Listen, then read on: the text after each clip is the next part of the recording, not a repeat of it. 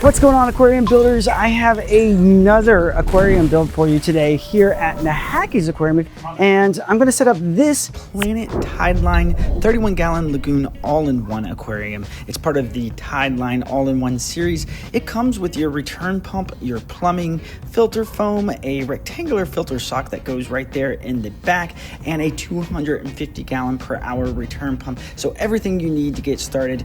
There's lots of sizes inside of this Tideline all-in-one series, but this one is the 31-gallon with a 24 by 18 by 15 inch footprint. And I'm going to tell you kind of things that I am kind of deciphering and setting it up. And so I'm going to go back with the Crystal River sand by Carib Sea. I really like that as a base for planted aquariums, and I'm going to do another planted aquarium here. We can go over it. Let's go look at the stone. I love it when stores incorporate a scaping area or scaping box for their customers to be able to try out all of their different scaping ideas before they take them home. These are really cool. I feel like every store should have one. They have one here at Nahackey's, and for other stores that might be watching the video, you can actually get Tideline to build these for you and ship them to your store. So a really cool feature that helps out their customers a lot in envisioning their scape. These scaping risers are provided by Tideline, and this will allow you to build multiple layers. So I'm going to do that, and you won't even see these when you're all said and done. And we're also going to be using the Tideline Dragonstone for our scape today. I know I've used Dragonstone before. I want to use it again on this build. It's just a very popular rock, and since they're going to sell this off the floor this time, I want to use something that's really popular so it sells well. All right, aquarium builders, we're going to be putting the Crystal River substrate in again today. I've got two 20-pound bags. I want this to be a little bit deeper. We're going to do some Dragonstone with it, and I thought about going with the black, but I think that is not black and brown. You're not supposed to do it, right? You know? So what I do in each one of my setups, this is how I do all of my substrate. I put it into a 5-gallon bucket and I rinse it first. You can see what I do. I just start turning that so that I can get all the dust out. Even if it's pre-rinsed, you're still gonna get, I think Carib Sea does that. They rinse the heck out of this stuff, and they give you a little bag of clarifier. And I just dump that off till I see the sand come. And then I do it again. I'm gonna put that right in there before we even put anything else in. As you can see, we're able to build dimension quite easily with the Naturescape risers by Tideline. And that's gonna build that second level, okay? Then I'm gonna take my substrate. So you can see right away, so much easier to kind of build depth and dimension with this. There we are. You can see already, you can kind of see that it got that second layer there. You don't have to use all sand there. You can use those planer stones, kind of help you out. Rinse out my bucket.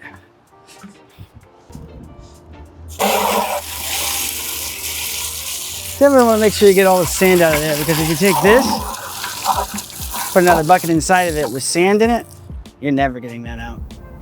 Let's pick out our Naturescape's Dragonstone. Last time I made it like lots of spiky canyons. I want to do something different with Dragonstone.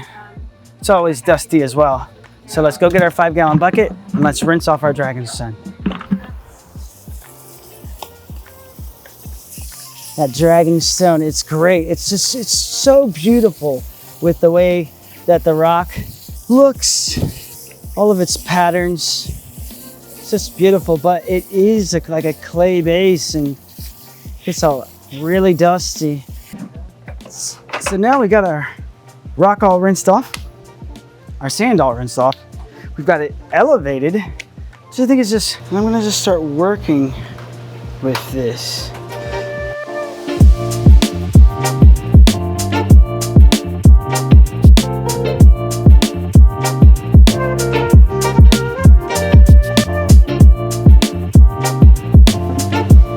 Grabbed a few. Should I try? No, this is not it. This is... Okay.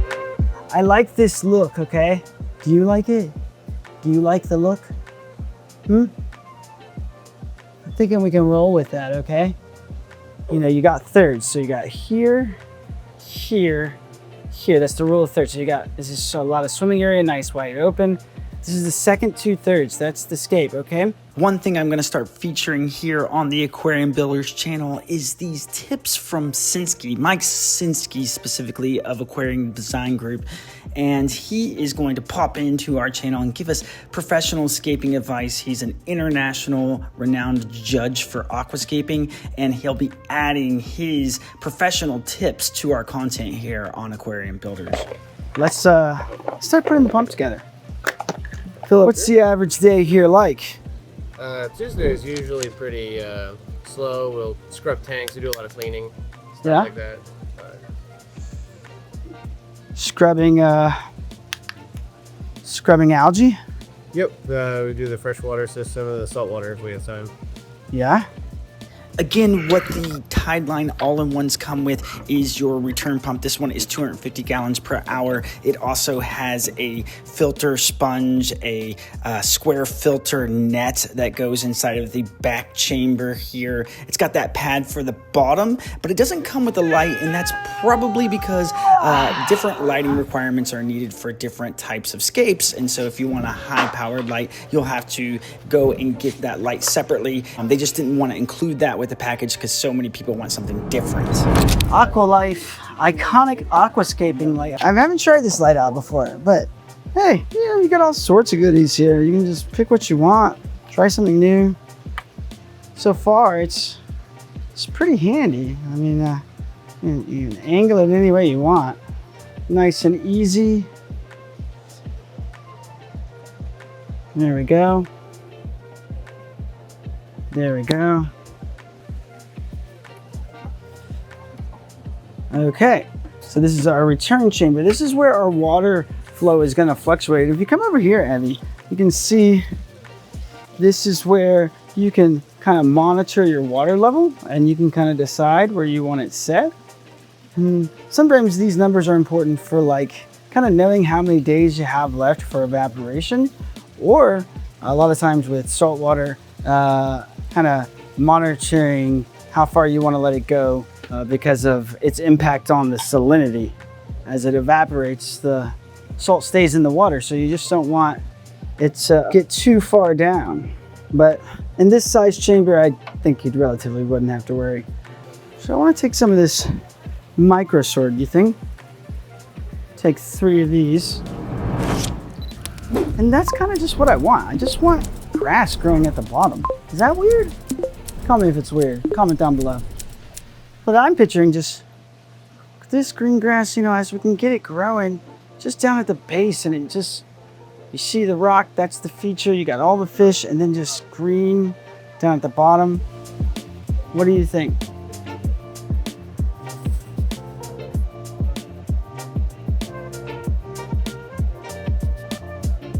And I'm just gonna tuck these roots to where they're kind of down underneath the rock there, so it helps hold it a bit. Oh, and here comes my water.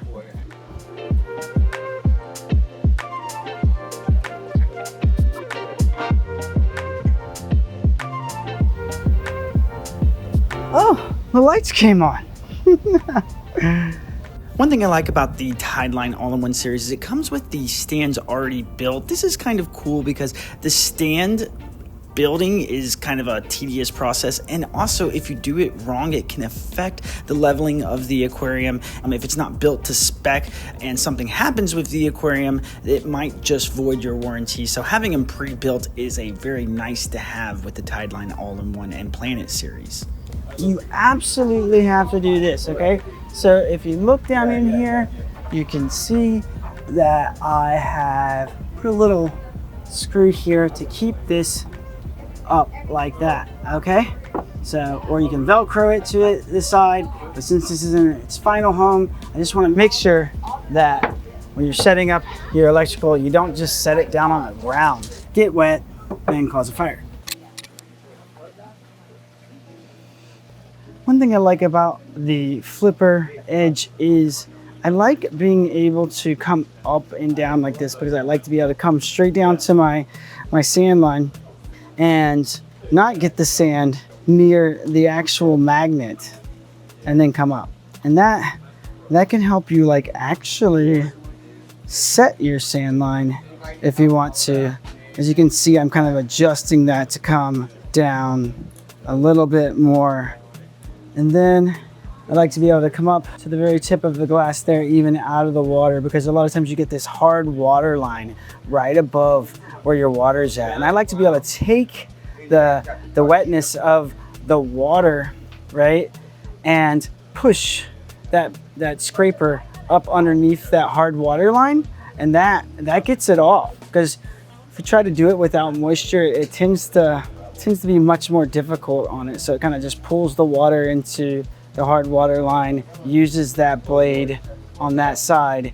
And the best part is, do you see how close I got my rock right here? You can see that I barely fit through there, but that's like so small of room. Most magnets are going to be about twice that thick, and you wouldn't be able to get by that spot. And so therefore you couldn't use your full aquascaping area. So I really love the thinness of the flipper edge and the flipper magnets. All right. Said, with this net bag that's already in there, if you want to give that a little bit added filtering power, you can just stuff some filter pad down in here, and it has to travel down through that to get through the rest. So it's really gonna soak in any dust from, again, that heavy clay rock that Dragonstone is. But all in all, we've got a full scape setup here. That's 40-ish pounds of Dragonstone, a little bit of microsword. Now what I'd like to do is take that microsword and just continue to work from the edge of these rocks, right, down into this corner, and then kind of make that all microsword down there, right? And so I took a few of their microswords here to kind of get that started, just to kind of give the person that will take this an idea of how to go out and do that. All right, since we're going to be putting fish in there, and Evie's gonna pick something out to put in there today, I'm gonna get some TurboStart. This is nitrifying bacteria. I do believe in the products, and this is Nitrosomonas, Nitrobacter, Nitrococcus bacteria. It's a true nitrifying bacteria. A lot of bacteria is in a bottle. They use a heterotrophic bacteria, or at best a heterotrophic and autotrophic cocktail. Really not what you want, especially if it's not temperature controlled, because this stuff has a shelf life, and when it's at those higher temperatures, it's moving faster in the bottle, and the shelf life is shorter. And if it ever freezes, it's completely dead. So you definitely want to make sure that you're using a legitimate nitrifying bacteria. There's very few true nitrifiers within the aquarium industry. I worked here for 10 years, so I know them very well, and I know how they make the bacteria, and I trust them. So I'm gonna put this in there, and this is gonna give me all the nitrifying bacteria that I need to make sure that I don't have a cycle. What it'll do is it'll immediately allow these nitrifiers to colonize within the sand bed, within the rock, within the filter, and those nitrifiers will be available when ammonia and nitrite is created to convert that into nitrate immediately. If that's not available, what happens is ammonia and nitrite has to sit at such high levels that it's toxic to the fish, and that bacteria will slowly produce itself, kind of create itself over time, build the colony of nitrifiers to where it can take care of the ammonia and nitrate. And so we're gonna go ahead and put that in there so that you can kind of get started right away. And now you've got bacteria, a nice bed of sand, you got good aquascaping lighting. I'd like to put some more microsword in here, but I don't have much left. I don't have really any left, so maybe I'll grab some more and plant that before I put our final picture out there to show you the end of this aquascape. All right, so what are you contemplating for as fish here, Evie?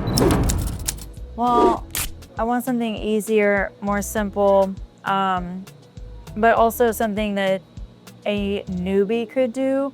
So when you think about a tank going on the floor that Katie and Buddy would potentially sell, you have to think that this person looking at getting an AIO or all-in-one, they're probably going to be newer to the hobby. They need something more simple, something easier to also take care of.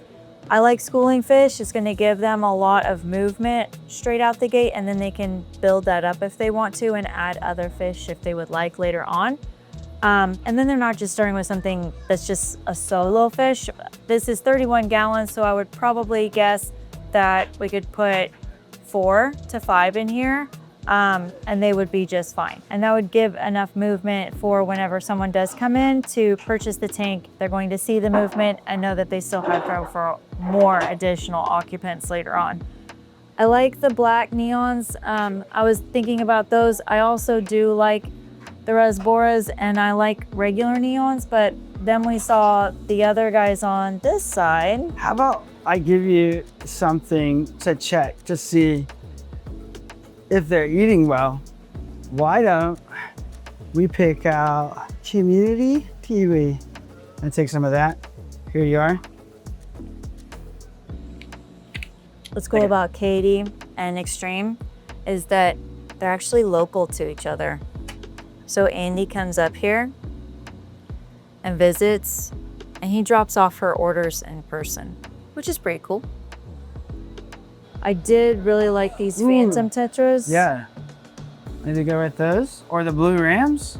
Maybe go with frogs. Black clawed frogs. No? No? No? Not everybody wants a frog. I like frogs. I know you like frogs, but not everybody, whenever they're starting out, really wants a frog.